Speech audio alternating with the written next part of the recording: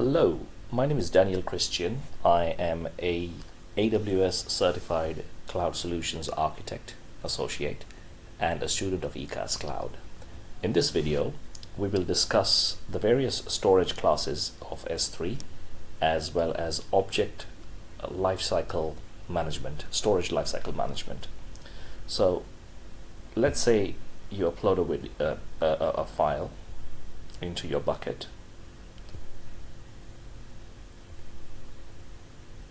Let's say AWS job descriptions. Within this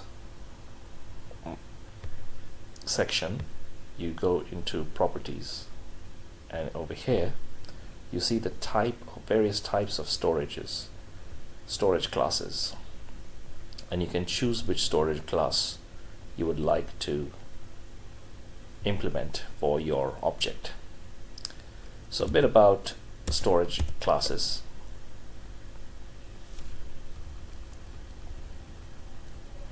Object storage class. A standard storage class is a default class. It allows you to store objects that you need to access on a daily basis. It is a costly storage option. Infrequent access. These are objects that you need to access infrequently. Reduced redundancy. These are objects that you access rarely. Intelligent tiering. These are objects that are accessed frequently and infrequently.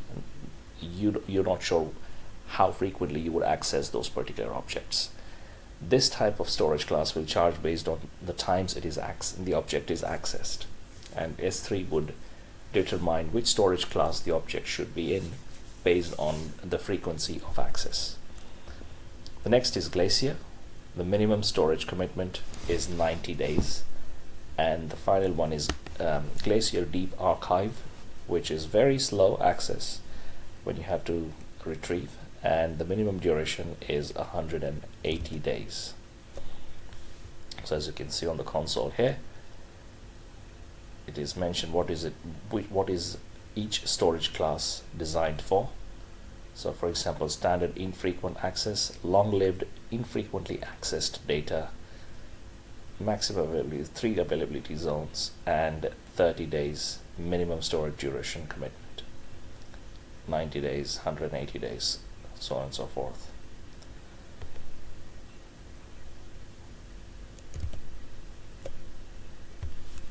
In terms of the management of the objects, you can create lifecycle rules.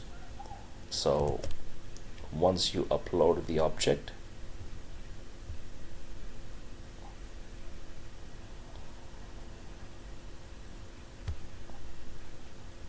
you go into management,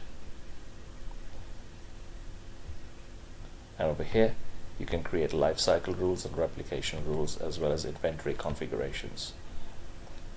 So let's talk a bit about the management of S3 objects.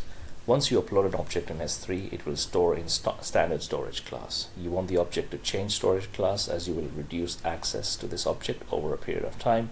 You create a lifecycle rule. Replication rule. You create 2 buckets in 2 separate regions. You want to replicate objects of one bucket to another. You create a rule for this. Create a new destination bucket within destination region. Create a replication rule in your origin bucket.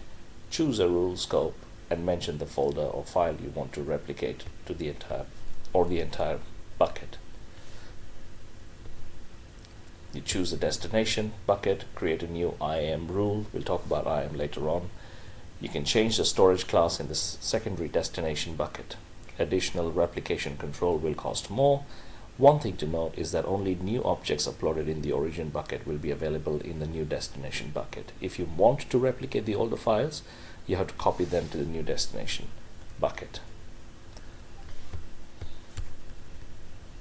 Inventory configuration. So say you have a few S3 buckets, and you have to prepare a report of all the buckets that were created long before you joined the firm.